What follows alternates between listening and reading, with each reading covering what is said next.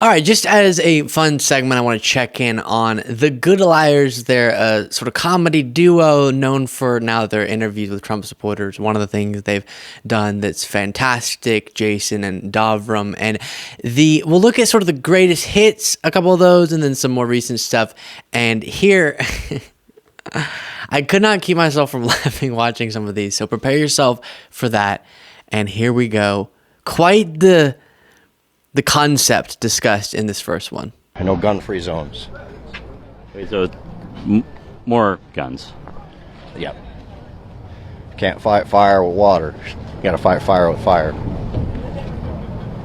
You can't fight fire with water? Yeah. Depends on what's in the fire. They specifically do fight fire with water. Yeah. Okay, so maybe the wrong metaphor in that particular instance. This next one has 5 million likes and in the 40s of millions of views on TikTok. Just one of the ones I think a bunch of people have seen. But it is, I get that this is not necessarily the most substance-based policy conversation about different subjects, but some of these moments do embody a broader issue with the political thinking of people. So here it's on the subject of abortion and how the response from people who advocate against reproductive rights is just the solution is adoption, right? And this moment again went mega viral because of the absurdity of the back and forth. I saw the sign, choose adoption. Yeah. And how many children have you adopted? Not able to adopt. I'd love to adopt. We weren't able to adopt. And how many children have you adopted? None. This I is have a 2 of my win-win own. message. Yeah. I'm going to quickly pause your viewing of this video to ask you to subscribe to this YouTube channel if you want to help us continue to grow. Just click that subscribe button. It's free, it's easy, but it's very helpful. And how many children have you adopted? None. And how many children have you adopted? I have 2 of my own. But so you've adopted, I have 2 of my own. but you haven't adopted. No, Okay. the message. The message. Okay. Oh gosh. Sometimes I think when I've done these interviews before too, I'll have the thought, I feel like separate from being wrong on the policy, we should also invest in making sure that adoption is absolutely the best that it can be, and that process is, again, properly invested. That's great, but that doesn't take away from reproductive rights needing to be protected.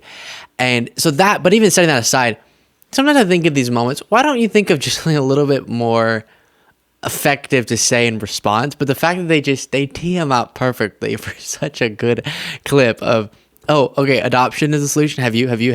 Okay, so someone else, I guess, is going to have to provide the solution, but y'all will advocate on behalf of it. Nice. Very, very strange. Then here they showed up at Trump's court appearances and had a very brief conversation with this guy. I see your shirt there, Never Surrender? Yep. And what is that a picture of there? We're good. Thank you. Okay. Good to see you.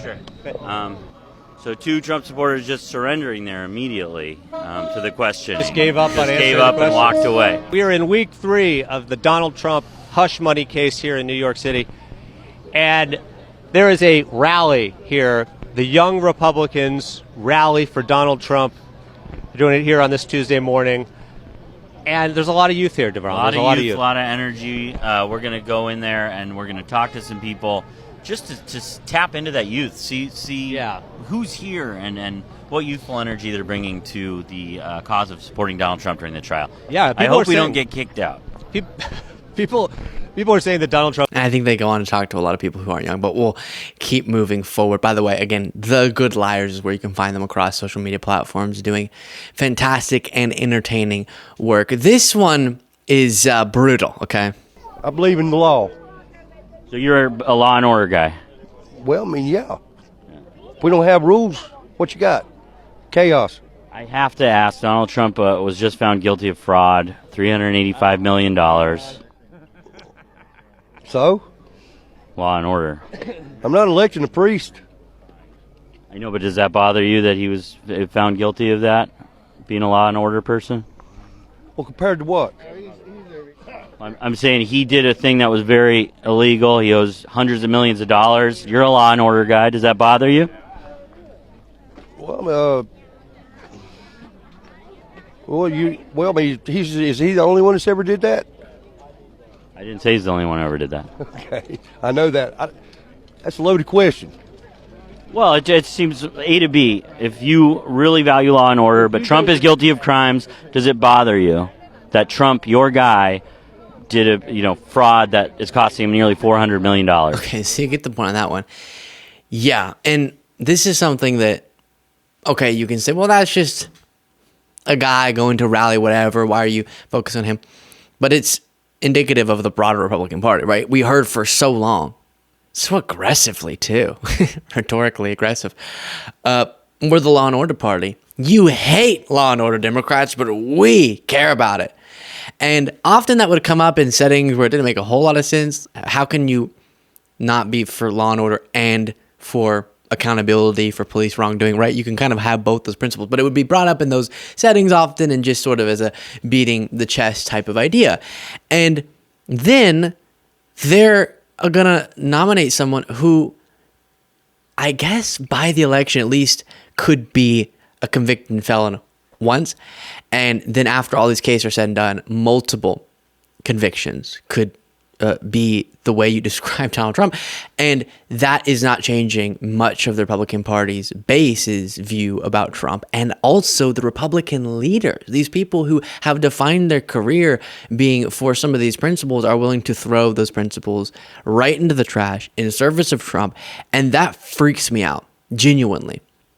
It freaks me out that people are so willing to abandon things they identified so much with and that I thought I was engaging in good faith with, right? Okay, that's the principle. Let me explain why, even as a Democrat, you could be for law and order as I am. And then now I'm thinking back to all those conversations I had. Oh, those were meaningless. It wasn't about that.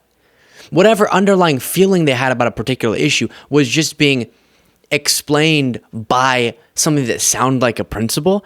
But it wasn't, because a principle you would hold through some time and not just completely abandon in service of the dear orange leader. And so that does really worry me about how easily people can just jump away from some of these fundamental ideas.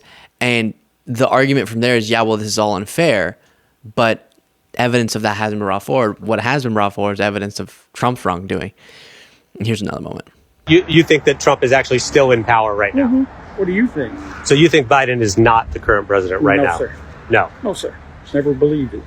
So Trump is the current president right now? Yes, sir. So are you mad at Trump for the high gas prices? No. It's not Trump's fault. Whose fault is it then? It's Joe. He's got to set all this. But Joe Biden, where's Joe Biden? He said he's not president. He's not the president. Okay. What I'm trying to say is. So how could the gas prices be his fault if he's not president? What you don't understand what they're trying to do. They have to wake up the dingleberries that are still asleep. Okay. What? What on earth? I don't even want to quote that. I don't want to repeat that. That's just disturbing. Now, this is something that I've run into a lot, and that's why part of me feels a little bit discouraged even watching these, because I'm thinking, yeah, I mean, that's what people are out there believing, and we're trying to talk about the complexities of healthcare reform. I don't know if we're gonna have this conversation with some individuals if they're believing that Trump's still president, Biden's not, but Biden's to blame for gas prices because he's there to show. We've been told before that he's an actor to show that this is what it looks like when you steal an election from Trump. But how'd you steal the election from Trump whenever Trump's still president? I don't get it. Please explain. And no matter how many times I've had these conversations with people, it never becomes more clear. And so for me, I experience some mental tension, right? When I try to connect those dots, because I'm thinking I don't have to figure out how it makes sense to them to believe something without evidence. We've learned that people can, without evidence, want to believe something so bad that they believe it. Okay, so that I can figure out. You put your fifis over the facts, right? Facts over feelings, they used to say, not anymore. And that I can figure out why, as a human, someone would want to do that. But if you're creating a story you're going to believe in place of the factual reality, can it at least make some coherent sense? Like, Trump's still president. That's wrong. But if you said, and he's to blame for everything that's happening because he's the shadow president and he's controlling everything behind the scenes, it still wouldn't make sense, but it would at least connect, right? There would be, okay, some cause and effect. If that were true, if I accept your premise, then the outcome makes sense. But no, you can't put dots in such a way in your explanation that I can't connect them. Then, again, the inherent contradiction in your theory is so wacky that I don't have to get into explaining to you the concept of empirical evidence and how that should be brought forward in a situation like this one. Then you have this that will end on just a quick, simple, but hilarious moment. The shirt says blacks for Trump. Yes. Blacks for Trump. Are you black? No, I'm not black. Okay.